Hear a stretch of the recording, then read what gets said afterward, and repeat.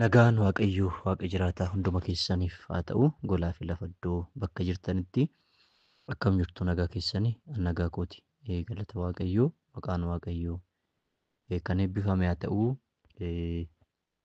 dadammaqaatii kadhadhaagaa guyyaan har'aa guyyaa kadhata keenyaa waan ta'eef dadammaqiinsa keessanitti mufaan isiniin jedhaa.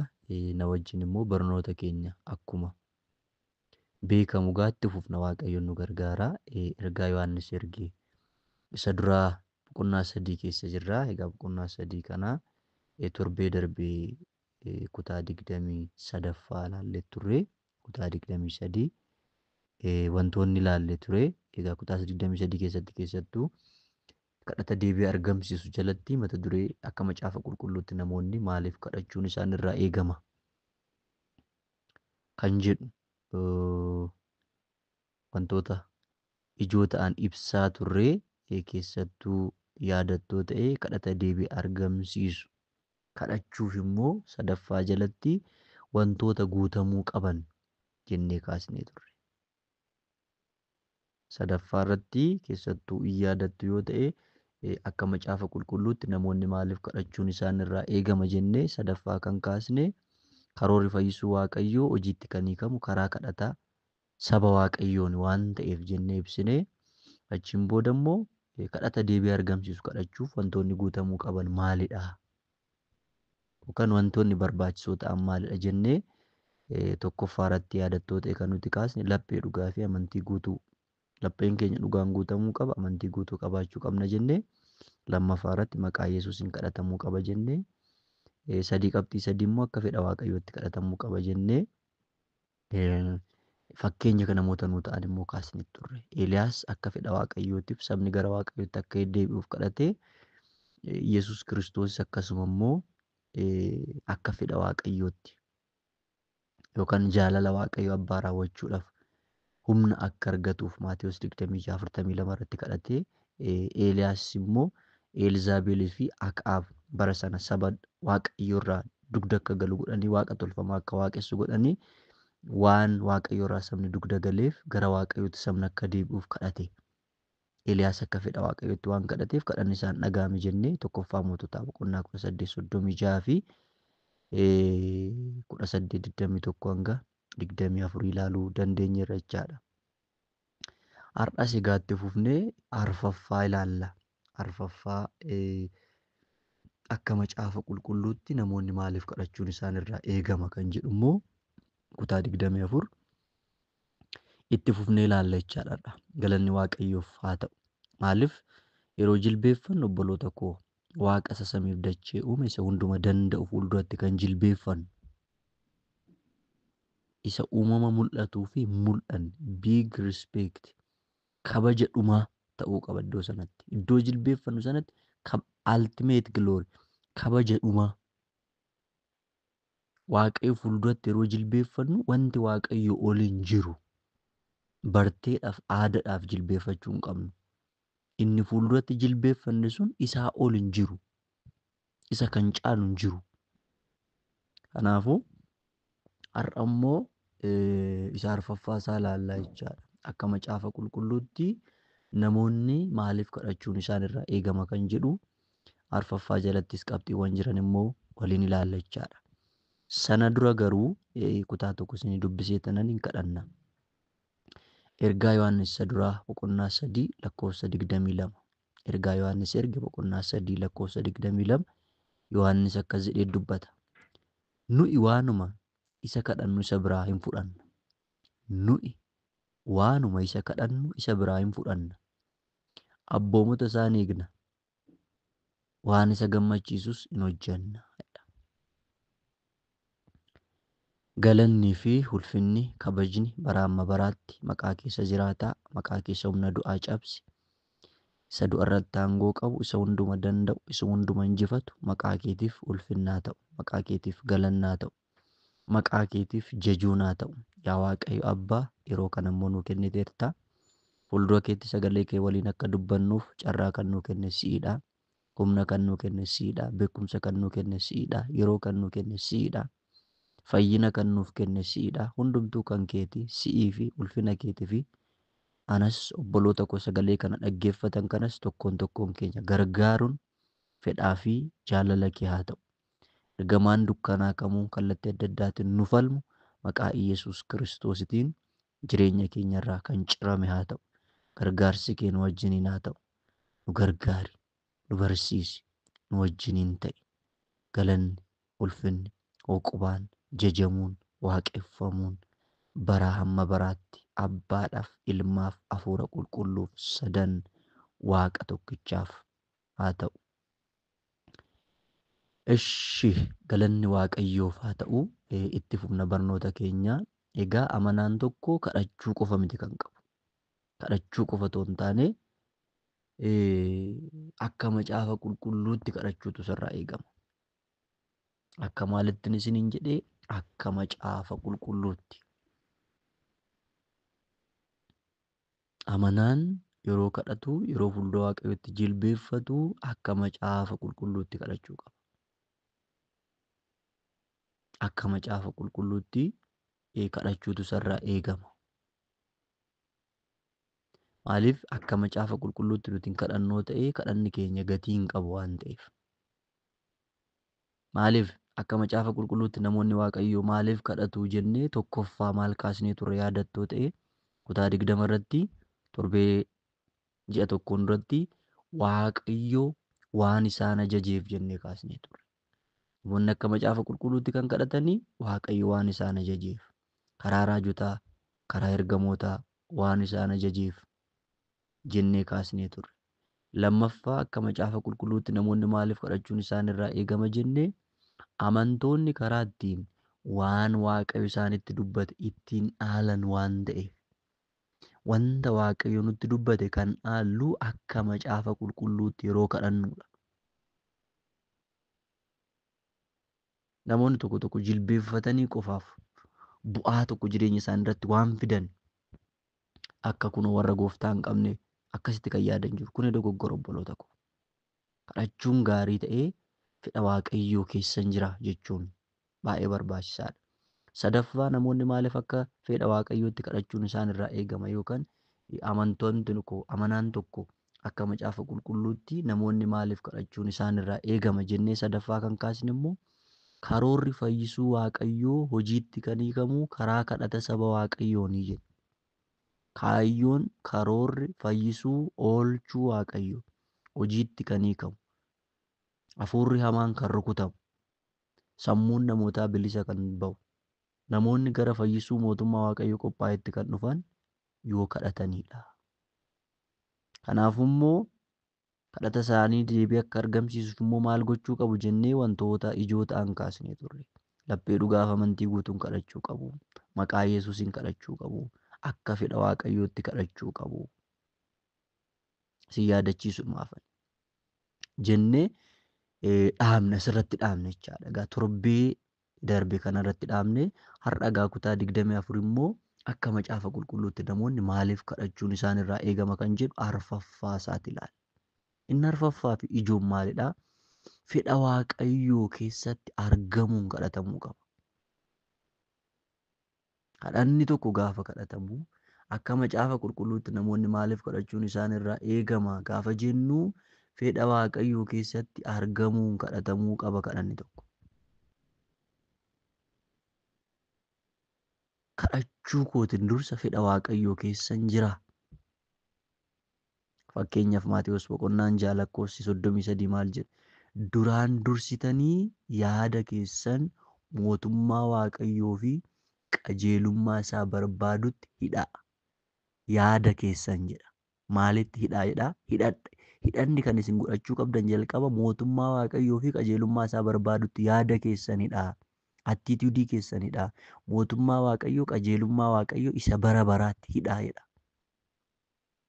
Kana malees kan barbaachisu hundinuu immoo isiniif hin kennamu. Hidhata keessan garuu kan dursuu qabu garuu dursa godhaa. Fedha Waaqayyoo keessatti argamuun kadhatamuu qaba. Kadhanni.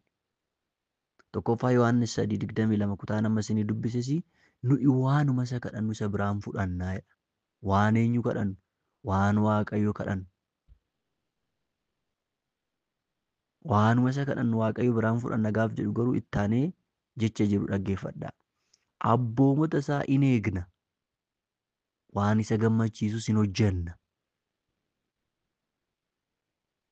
Waan isa kadhannu sarraa fudhachuudhaaf immoo abboomota isaa beekuun, abboomota isaa eeguun, waan isa gammachiisu hojjechuun nurraa eegama obboloota ko. Amanaan tokko gaafa jilbeeffatu kadhataaf inni inni fuulduratti jilbeeffate sun hundumaa ol isa ta'edha. Hundumaa oli. Waaqa alfaa ta'e, Waaqa omeegaa ta'e, Waaqa kan jalqabaa ta'e, Waaqa kan dhumaa ta'e, Waaqa uumama hunduma uume, Waaqa uumama hunduma harka isaatti qabee jiru, Waaqa uumama hunduma irratti aangoo qabu fuulduratti kan jilbeeffatu.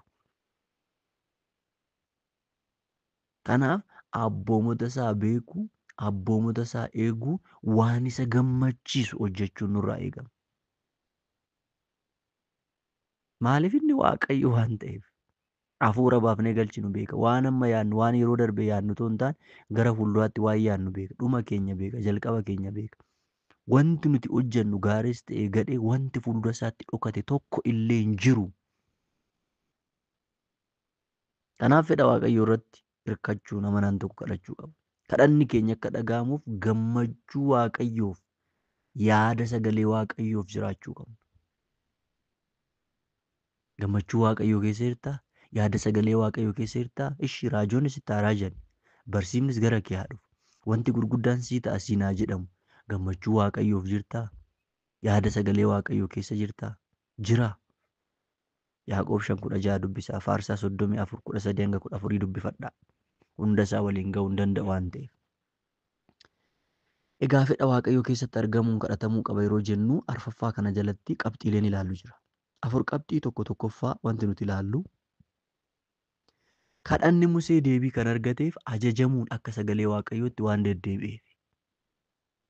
Kadhanni Museen kadhate deebii kan argateef ajajamuudhaan akka sagalee Waaqayyootti waan deddeebi'eef, yaada Waaqayyoo keessa waan jiraateef.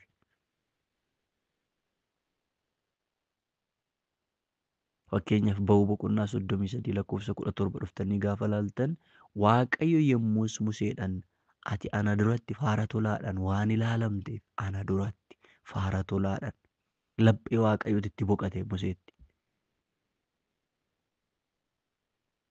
Si maqaa keessa waanan beekuuf isa ati dubbatte kana ani nan godha jedhee jedha. Tokkoffaa faara duraan fuuldura kootti ilaalamteerta. Keessi koo sitti boqateera. Maqaa kee beekera. Yaada kee hubadheera. Eenyummaa kee beekera. Lapheen koo sitti boqateera. Isati dubbatte kana ani nan godhaa jedheen Waaqayyo. Kadhanni Musee deebii kan argateef ajajamuun akka sagalee Waaqayyootti waan deddeebi'eef, yaada Waaqayyoo keessa waan deddeebi'eef, fedha Waaqayyoo keessa waan deddeebi'eef. Museen waggaa 120 jiraate. Waggaa 40 mana Fara'oon jiraate. Waggaa 40 hoolota Yootor tiksaan lafa onaa keessa jiraate. Waggaa 80tti seera Ba'uu boqonnaa 3 dhattanii gaafa dubbistan Waaqayyoon wuxxii bosona caakkaa sana keessaa kan itti mul'ate. Gara Gibxiittan si erga kan jedheef. Achiin booda waggaa 40 hafe immoo liidarshiippii kennaa ture saba Israa'el. Macaafota 5 barreessee darbe. Macaafa hafuuraa, gaggeessaa hafuura qulqulluutiin. Seera uumamaa, seera Ba'uu, seera lakkoofsaa, seera Lewwotaa, seera keessa deebii, macaafota 5. Macaafota hundumaaf bu'uura ta'an. Raajoonni sarara dhaabbatanii lallaban. Ergamoonni kakuu haaraa sarara dhaabbatanii lallaban. Gooftaa Yesuus biyya lafaa yeroo ture macaafa Musee sana seentarii godheeti Fariisota barsiisaa ture. Namoota barsiisaa ture. Museen waan gurguddaa kana maaliif hojjete? Kadhanni isaa maaliif deebii argate yoo jettan, kadhanni Musee deebii kan argateef ajajamuun akka sagalee Waaqayyootti waan deddeebi'eef. Ani hoo yeroo kana, ati hoo yeroo kana, nuti hoo amantoonni yeroo kana. Tokkoffaan isa kanaadha. Fedha Waaqayyoo keessatti argamuu yeroo jennu. Inni lammaffaan fedha Waaqayyoo keessatti argamuu yeroo jennu, cubbuun yoo jiraanne garuu Waaqayyo kadhata keenya hin dhaga'u jedha Daawit. Macaafa qulqulluu jedha. Cubbuun yoo jiraanne, cubbuu yoo hojjennee miti. Sirriitti dhaggeeffadhaa. Cubbuu hojjechuu kan jedhu kuni cubbuu keessa jiraachuu fi cubbuu hojjechuun garagara. Ergamoota samiidhaa buune waan hin taaneef hin dogoggorra oolmaa keenya keessatti. Halkan yeroo rafnu jireenya qalbii jijjiirrachuu shaakaluu qabna. Garuu cubbuu keessa jiraachuun ulfaataadha. Shaakallii cubbuu keessa jiraachuun ulfaataadha. Eessatti argamu jettan Faarsaa boqonnaa 66 lakkoofsa 18-19 akkas jedha. Ani hamaa gochuu garaa kootti otoon yaadera ta'e, Daawititu dubbata.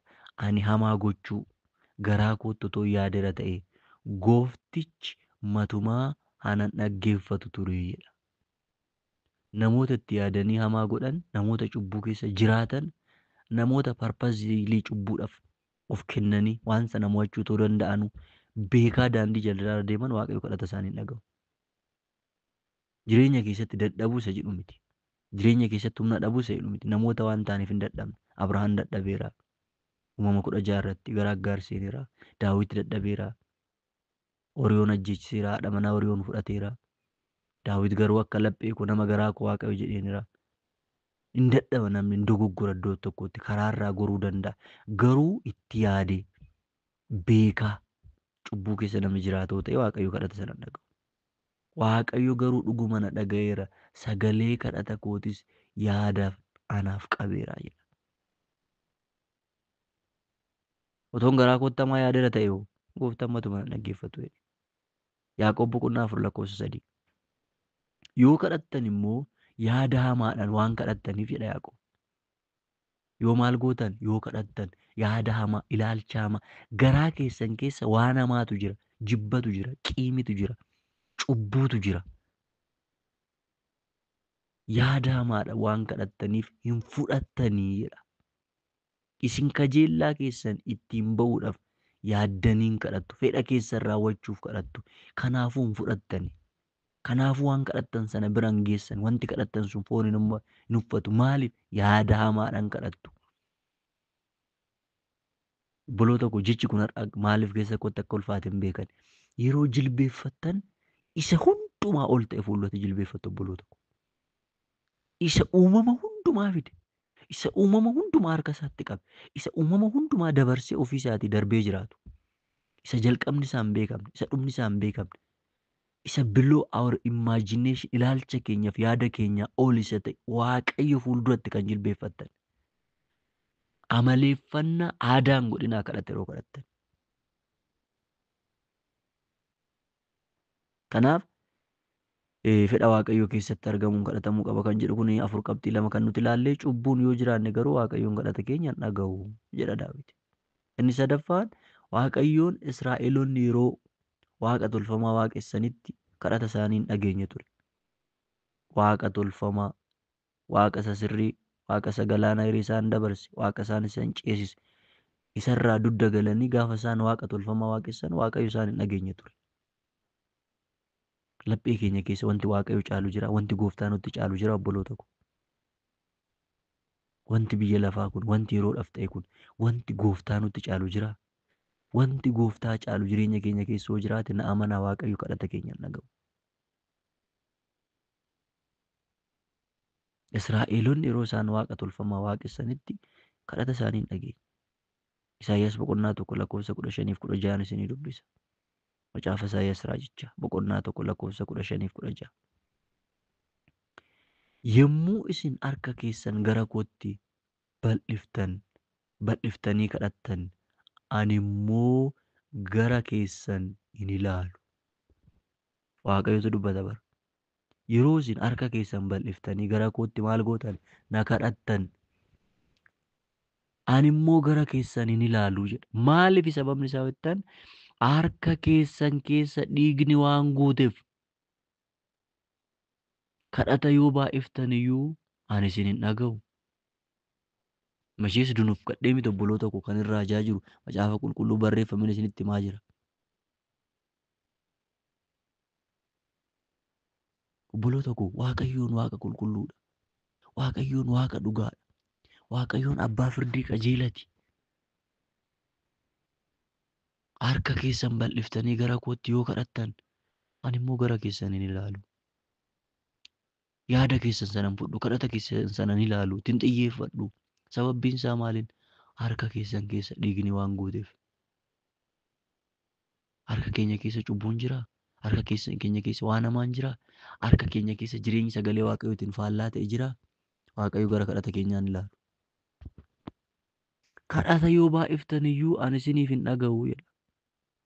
Dhiqadhaa, of qulleessaa, hojii keessan isa hamaas ija koo duraa balleessaa, hamaa gochuu dhiisaa. Hamaa akkan hin goone na gargaari jedhaatii qalbii jijjiirradhaa qofa otoo hin taane maaliif kuni barameera waan ta'eef. Namoonni sa'aatii tokko ol baay'ee qalbii jijjiirratu namaa ari'uu jedhaniitiyyuu bariitu isaa garuu idduma sana jiru. Iddoon kun kan dubbatu garuu dhiqadhaa jedha. Maaliin dhiqanna nuti warri kakuu haaraa? Dhiiga Kiristoositi. Ergaa Yohaannis duraa boqonnaa 1:7 dhiigni ilma isaa Yesuus Kiristoos cubbuu hundumarraa nama qulleessa. Dhiqadhaa of qulleessaa. Hojii keessanii isa hamaa ija koo duraa balleessaa. Ittaanee wordii jiru ilaala. Hamaa gochuus dhiisaa. Bara kana kan barame maalidha? Hamaa akkan hin goone na gargaari sirriitti kadhatama moqqi jedhe. Hamaa gochuun garuu hin dhiifamu bara kana. Hamaa gochuu akkan hin dandeenye na gargaari naa dhiisi jechuu qofa otoo hin taane hamaa hojjechuu sanas dhiisaa. Kanaaf sabni Waaqayyoo karaa sagalee Waaqayyoo faallaa ta'e irra yoo deebi'an Waaqayyoon kadhata isaanii akka dhaga'u waadaa galeera. Sabni Waaqayyoo karaa sagalee Waaqayyoon faallaa ta'e irraa yoo deebi'an, karaa hamaarraa yoo deebi'an, yaada Waaqayyoo wanta faallessurraa yoo deebi'an, Waaqayyoon kadhata isaanii akka dhaga'u waadaa galeera. Waadaan Waaqayyoo immoo waadaa namaa miti, waadaa dhugaati, waadaa bara baraati, waadaa jireenyaati, waadaa abdii qabudha, waadaa waan kadhanne sana bira akka geenyu nu taasisudha.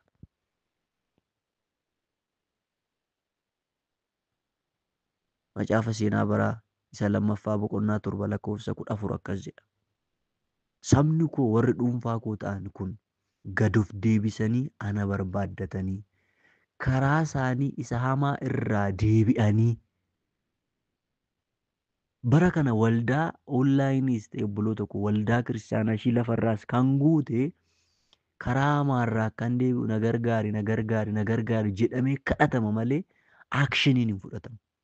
Karaa isaa hamaarraa deebi'anii yoo na kadhatan, waan hamaa gochuu dhiisanii yoo na kadhatan, karaa jallaarraa, yaada jallaarraa, ilaalcha jallaarraa deebi'anii yoo na kadhatan, sagalee koo dubbisan, tokkummaa qulqullootatti yoo hirmaatan, ajaja koo yoo eegan, ajaja koo yoo dhaggeeffatan, karaa isaanii hamaarraa yoo deebi'anii na kadhatan, ani Waaqarraa isaaniif nan dhaga'a. Cubbuu isaanii isaaniif nan dhiisa. Biyya isaanis nan fayyisa. Egaa biyya koo fayyisiin obboloota koo dhaadannoo miti jechaadha. Biyya koo fayyisi jennee dhaadanneedhaaf Waaqayyo wanti inni godhu hin jiru. Garuu maallurraa eega? Karaa isaanii hamaarraa yoo deebi'an, yaada hamaarraa yoo deebi'an, wanta sagalee kootiin faallaa ta'e irraa yoo deebi'an, wanta nan itti gaddurraa yoo deebi'an, gara kootti sagalee isaanii, yaada isaanii yoo kaasan, yoo na kadhatan, ani Waaqarraa isaaniif nan dhaga'a. Cubbuu isaanii hoo isaaniif nan dhiisa. Biyya isaanii hoo isaaniif nan fayyisa. Egaa biyyi keenya akka fayyuun barbaanna? Naannoon keenya akka fayyuun barbaanna? Biizinasiin keenya, jireenyi keenya hafuuraa, maatiin keenya akka fayyuun barbaanna?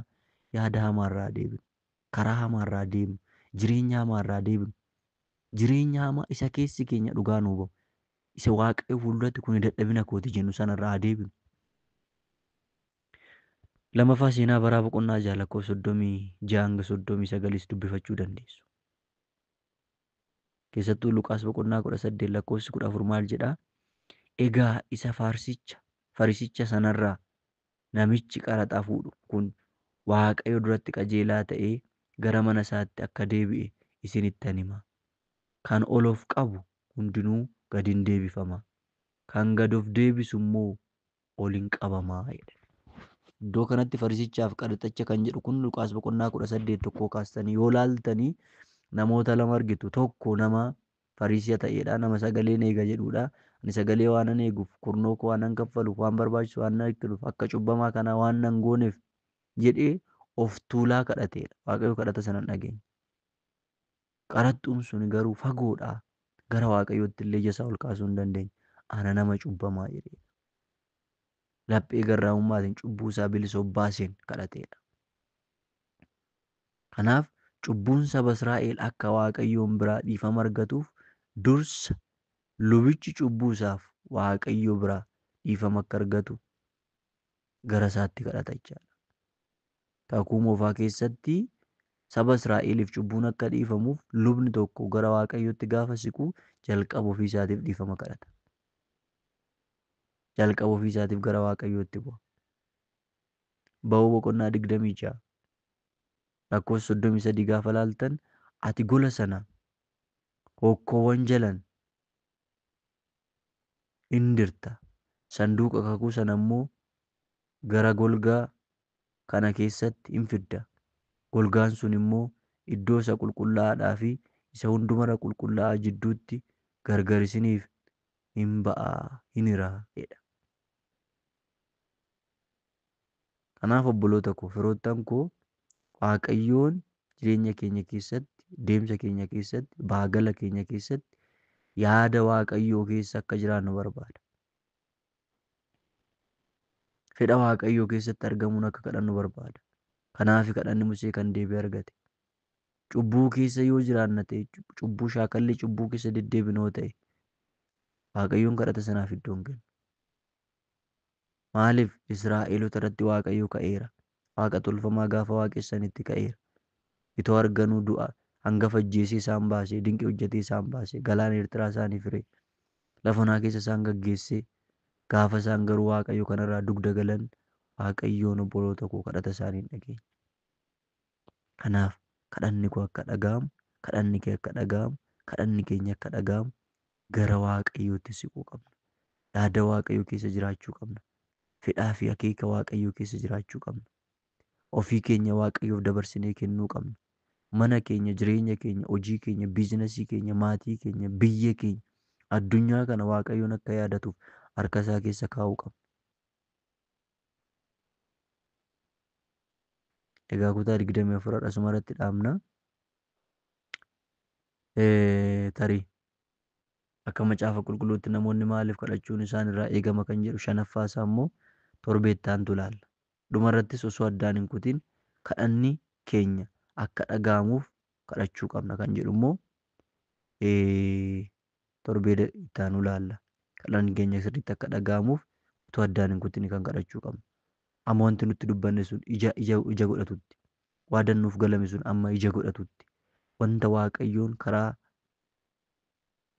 sagalee isaatii karaa raajotaa kallattii garaagaraatiin waadaa nuu gale san amma ija godhatutti kadhata keenyatti fufuu qabna jechaadha. Egaa har'aaf asumarratti xumurraa akkuma beekamu gaafii yoo qabaattan weelkaam. Kanan beekuu jiraate nan deebisa.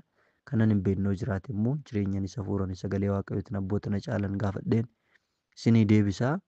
Ayyaanni Waaqayyoo, araarri Waaqayyoo, gargaarsi Waaqayyoo, eebbi Waaqayyoo dhumaaf daangaa hin qabne bara keessan, jireenya keessan, adeemsa keessan, maatii keessan, kaayyoo fi karoora mul'ata keessan maqaa Yesuus Kiristoostiin Waaqayyoon galmaan haa ga'u. Harki Waaqayyoo hunduma keessan faana haa ta'u. Iji keessan foonii, iji keessan kan hafuuraa maqaa Yesuusiin haa banamu. Hubannaan hafuura qulqulluu irraa ta'e immoo jireenya keessan, maatii keessan haa dhaalu. Biyya keenya Itoophiyaa, sabaaf sablammoota guutummaa Itoophiyaa keessa jiraniif nagaan Waaqayyo irraa ta'e, nagaan samii irraa ta'e maqaa Abbaa, kan Ilmaa, kan hafuura qulqulluu isaaniif haa ta'uun isiniin jedhaa. Eebbifamaa, eebbafillee ta'aa. Yeroo gaarii qabaadhaa. Shalom.